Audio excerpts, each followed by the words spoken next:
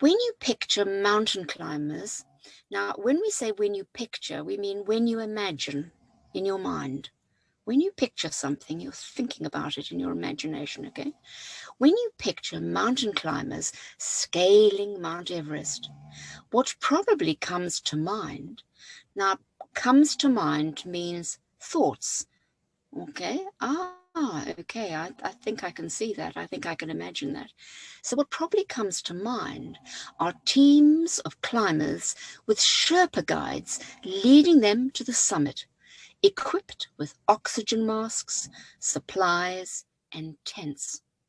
And in most cases, you'd be right, as 97% of climbers use oxygen to ascend, that means going up, to ascend to Everest's summit at 8,850 meters above sea level.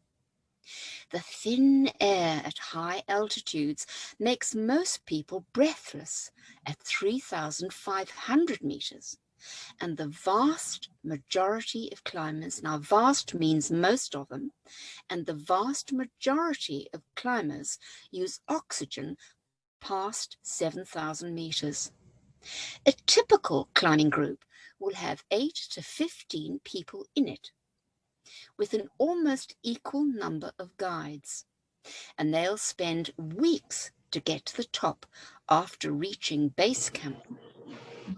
But ultra-distance and mountain runner Kilian Jornet, and I hope I've pronounced that correctly, by the way. If there's any person here that speaks Spanish, please feel free to correct me. Kilian Jornet ascended, so silent C there, ascended, that means going up, of course, the mountain in May 2017 alone, without an oxygen mask or fixed ropes for climbing. Oh, and he did it in 26 hours with food poisoning. Oh, wow. And then 5 days later, he did it again, this time in only 17 hours. That is miraculous. Isn't that amazing?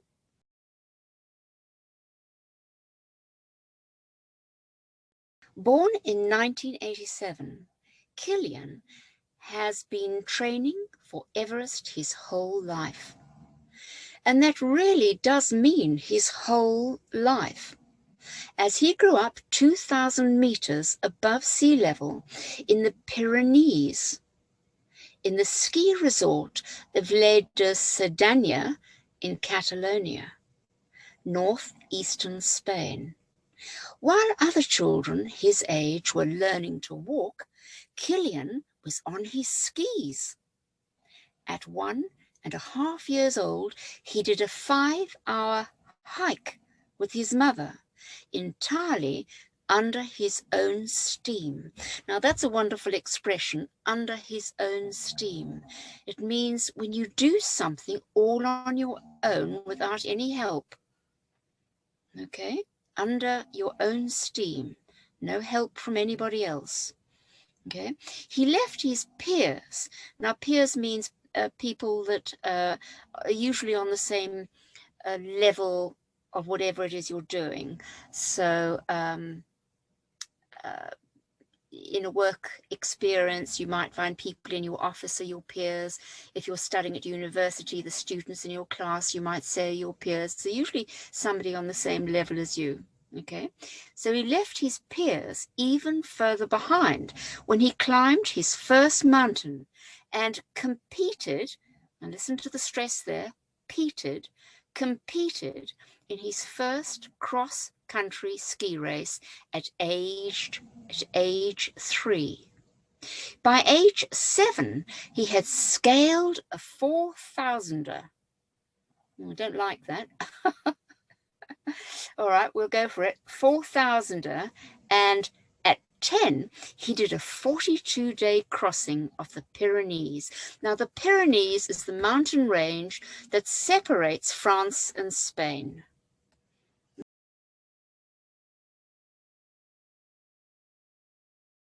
He was 13 when he says he started to take it seriously and trained with the ski mountaineering Mountaineering Technical Center in Catalonia, entering competitions and working with a coach. At 18, he took over his own ski, mountaineering, and trail running training. With a schedule, or if you're American, you can say schedule, up to you, with a schedule that only allows a couple of weeks of rest a year. He does as many as 1,140 hours of endurance. So listen to the stress here, endurance training a year, plus strength training and technical workouts, as well as specific training in the week before a race. For his record-breaking ascent, so silent C there, ascent and descent, listen to the stress, descent, ascent, descent of the Matterhorn, that's a mountain, he prepared by climbing the mountain 10 times until he knew every detail of it, even including where the sun would be shining at every part of the day. That is dedication, isn't it?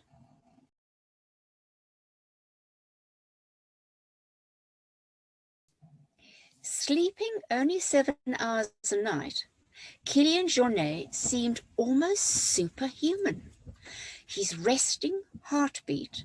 Now, resting heartbeat, as Follow Me would tell you, is that when you're completely relaxed and doing absolutely nothing, right, your heartbeat has a certain amount of beats per minute. Okay, it's called your resting heartbeat. If you're very, very fit, you can keep your heart, the number of beats per minute down to a much lower amount. But if you're very unfit, like I am, the amount of heartbeats you would have when you're going on a bit of a jog would be very, very high because I'm very unfit. So his resting heartbeat was amazing. Okay, that's what your resting heartbeat is, your normal beats per minute. It's extremely low at 33 beats per minute, compared with the average man's 60 per minute, or an athlete's 40 per minute. He breathes more efficiently than average people do, taking in more oxygen per breath, that means each breath, and he has a much faster recovery time after exercise, as his body quickly breaks down lactic acid. That's the acid in your muscles that causes pain after exercise.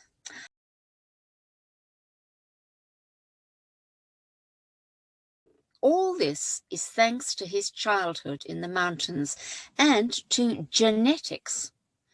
But it is his mental strength that sets him apart.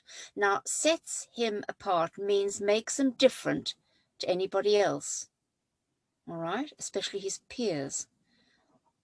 Does anything set you apart from your peers?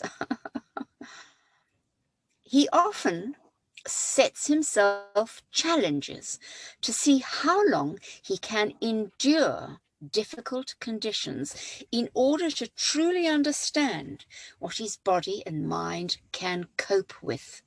To cope with means to manage. Okay? For example, he almost gave himself kidney failure after only drinking 3.5 liters of water on a 100-kilometer run in temperatures of around 40 degrees centigrade.